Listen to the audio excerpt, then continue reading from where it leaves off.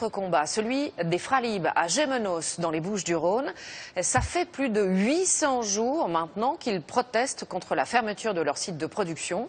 Ils veulent monter un projet de SCOP, de coopérative, et reprendre la fameuse marque des thés éléphants.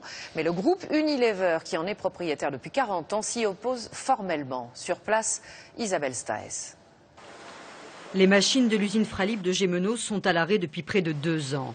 Elles viennent d'être cédées par Unilever pour 1 euro symbolique à la communauté urbaine de Marseille. Ici, on produisait chaque année 1,5 milliard de sachets de thé et infusions Lipton et éléphant, jusqu'à ce que la multinationale décide de fermer l'usine et de délocaliser la production.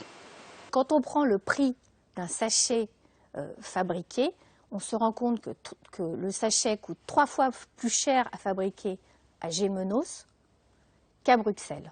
On ne peut pas continuer à fabriquer des produits que le marché ne peut pas absorber. Les 182 salariés de Fralib ont été licenciés en avril dernier.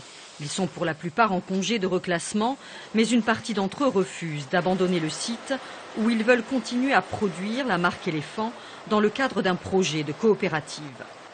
Cette SCOP, pour le moment, elle n'a pas de débouché. Elle n'a pas de clients.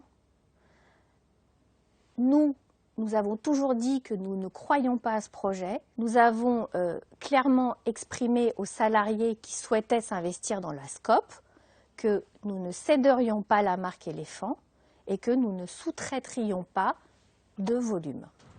Produite depuis 120 ans en Provence, la marque éléphant, vendue uniquement en France, est tout l'enjeu de ce bras de fer entre les salariés et la multinationale aux 3200 marques. La marque éléphant, elle fait partie d'Unilever depuis plus de 40 ans. Elle est au cœur de la stratégie de développement des infusions d'Unilever. Elle appartient aux 2800 employés d'Unilever France. Donc cette marque ne sera ni cédée ni vendue. Le 29 janvier, les salariés retrouveront Unilever devant la justice pour demander une nouvelle fois l'annulation du plan social et de leur licenciement.